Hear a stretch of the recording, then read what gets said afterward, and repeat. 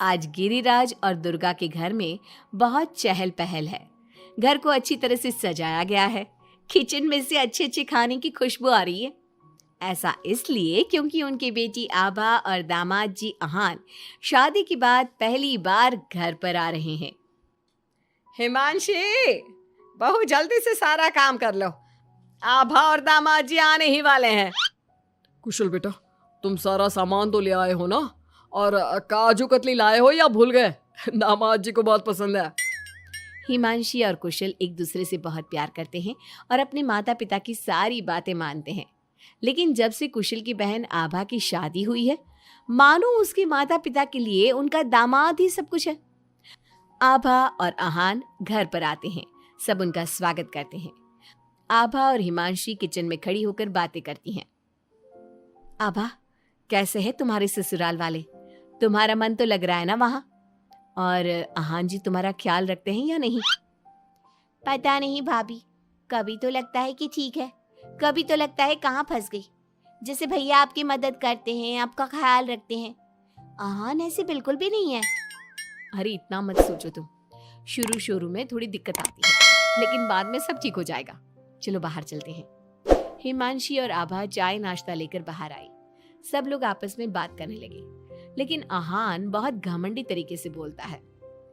आपका घर तो बहुत बड़ा है ससुर जी, आपका और कुशल का बिजनेस भी बहुत अच्छा चल रहा है, तो आप लोगों ने दहेज देने में इतनी कंजूसी क्यों की? अरे दामाद जी, कैसी बात कर रहे हो?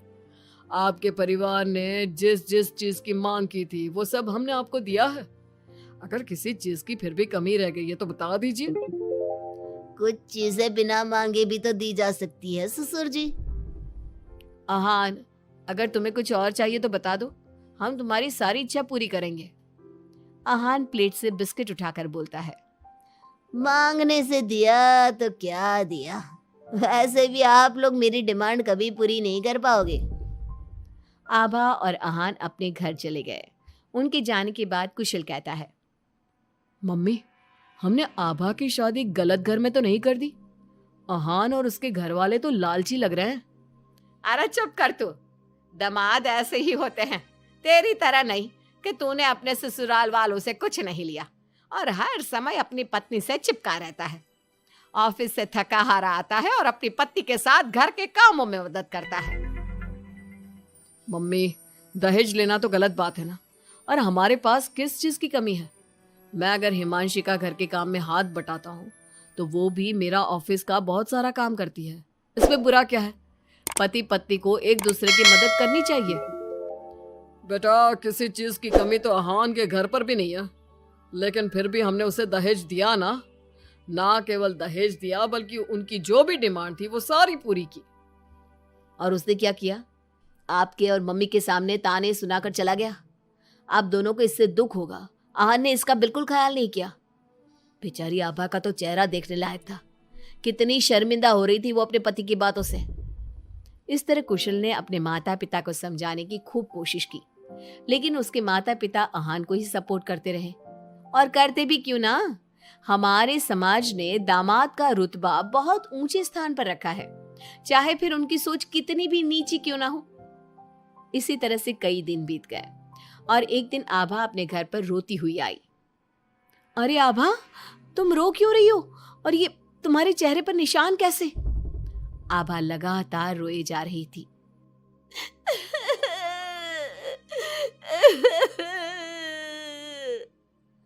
अरे बता मेरी बच्ची, क्या हुआ है तुझे?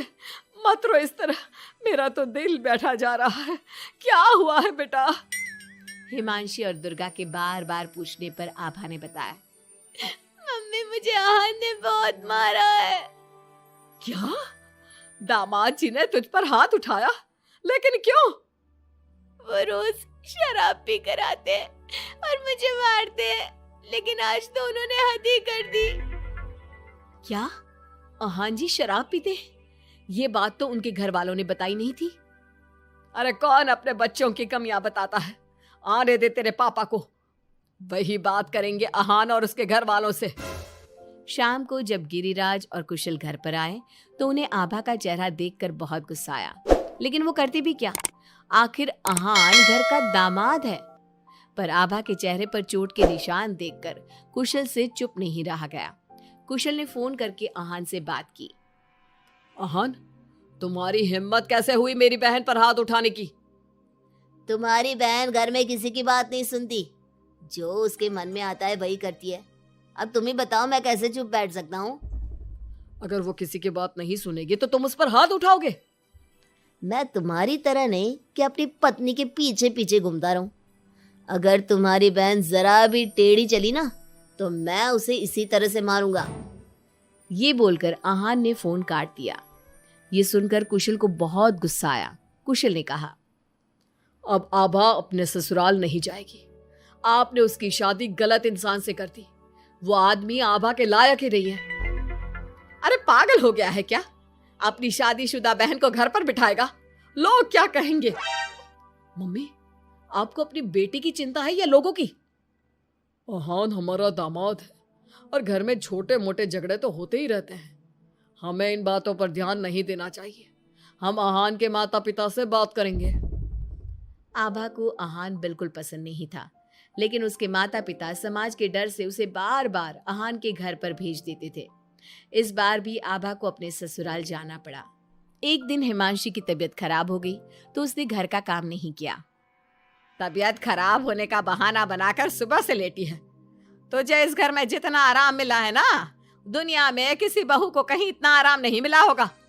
तेरा तो पति भी तेरे साथ काम कराता है। देख मेरी आभा को, बेचारी कितना पिटती है अपने पति से और सारे घर का काम खुद ही करती है। शाम को जब कुशल घर आता है तो हिमांशी उसे सारी बात बताती है। तुम मम्मी की बात का बुरा मत माना करो। मम्मी चाहती है कि मैं उनके निकम्मे दामाद की तरह बन जाऊं, जो अपनी पत्नी की बिल्कुल भी इज्जत नहीं करता। लेकिन मैं ऐसा नहीं बन सकता।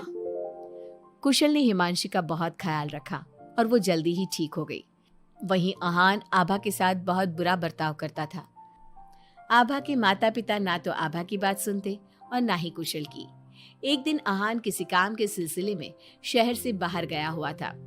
वो जिस होटल में रुका था वहां उसे आहान दिखा। अरे ये तो आहान लग रहा है, मगर इसके साथ ये लड़की कौन है? कुशल ने वहां कुछ लोगों से पूछताछ की तो उन्होंने बताया, ये तो अक्सर इस होटल में अलग अलग लड़कियों के साथ आते हैं। लेकिन आप ये सब क्यों पूछ रहे हो? कुशल बिना कुछ बोले वहां से चला जाता है और घर आकर सभी को ये बात बताता है। लेकिन उसके माता पिता को तो इस बात से भी कोई फर्क नहीं पड़ा।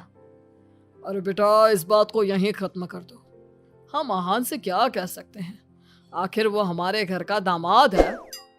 बेटा देख, ये बात ना आभा को मत बताना, नहीं तो उसे बहुत बुरा लगेगा।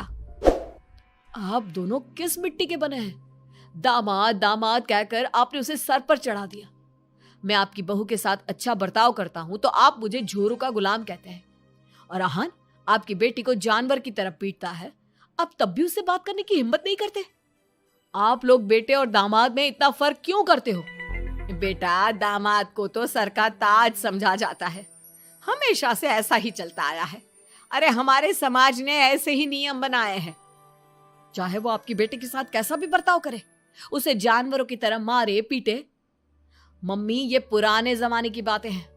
आजकल कोई पढ़ी लिखी लड़की इतना नहीं पीट रही जितनी हमारी आभा पीट रही है, वो भी सिर्फ आप दोनों की वजह से।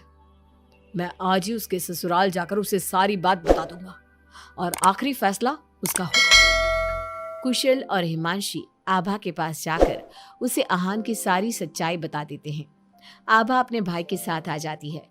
घर आकर वो अपने पति को तलाक के पेपर भेजती है। हालांकि गिरिराज और दुर्गा अभी भी अपने दामाद के साथ है और तलाक के खिलाफ। उनको अभी भी समाज की चिंता है, बेटी की नहीं।